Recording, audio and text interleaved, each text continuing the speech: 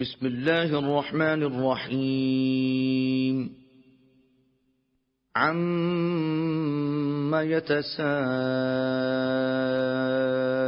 يتساءلون عن النبأ العظيم الذي هم فيه مختلفون كلا سيعلمون ثم كلا سيعلمون ألم نجعل الأرض مهادا والجبال أوتادا وخلقناكم أزواجا وجعلنا نومكم سباتا وجعلنا الليل لباسا وجعلنا النهار معاشا وبنينا فوقكم سبعا شدادا وجعلنا سراجا وهاجا وأنزلنا من المعصرات ماء ثجاجا لنخرج به حبا ونباتا وجنات ألفافا إن يوم الفصل كان ميقاتا يوم ينفخ في الصور فتأتون أفواجا وفتحت السماء فكانت أبوابا وسيرت الجبال فكانت سرابا إن جهنم كانت مرصادا للطاغين مآبا لابثين فيها أحقابا لا يذوقون فيها بردا ولا شرابا إلا حميما وغساقا جزاء وفاقا إنهم كانوا لا يرجون حسابا وكذبوا بآياتنا كذابا وكل شيء أحصيناه كتابا فذوقوا فلن نزيدكم إلا عذابا إن للمتقين مفازا حدائق وأعنابا وكواعب أترابا وكأسا دهاقا لا يسمعون فيها لغوا ولا كذابا جزاء من ربك عطاء حسابا رب السماوات والأرض وما بينهما الرحمن لا يملكون منه خطابا يوم يقوم الروح والملائكة صفا لا يتكلمون إلا من أذن له الرحمن وقال صوابا ذلك اليوم الحق فمن شاء اتخذ إلى ربه مآبا إنا أنذرناكم عذابا قريبا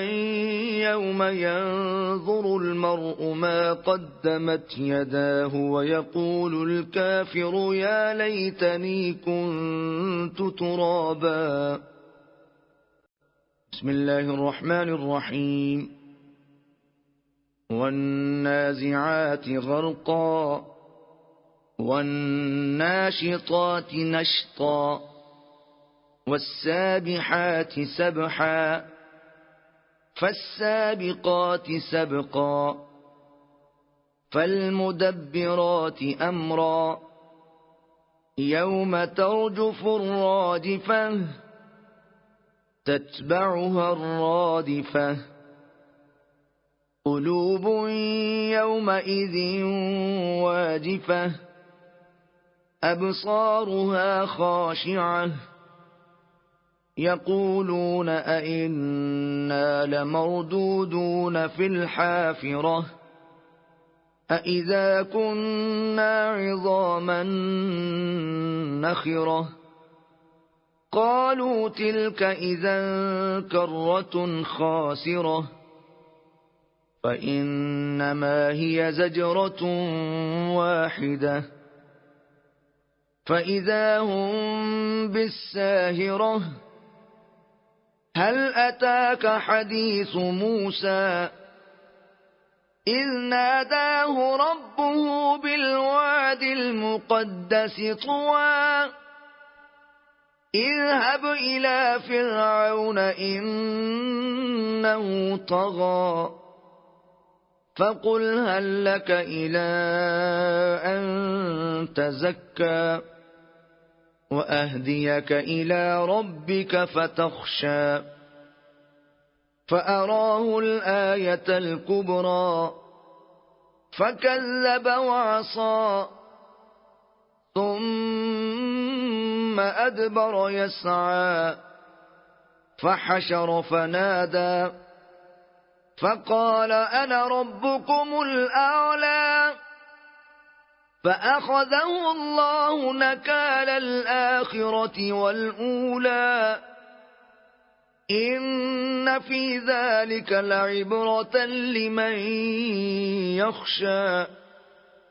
أأنتم أشد خلقا أم السماء بناها رفع سمكها فسواها وأغطش ليلها وأخرج ضحاها والأرض بعد ذلك دحاها أخرج منها ماءها ومرعاها والجبال أرساها متاعا لكم ولأنعامكم فإذا جاءت الطامة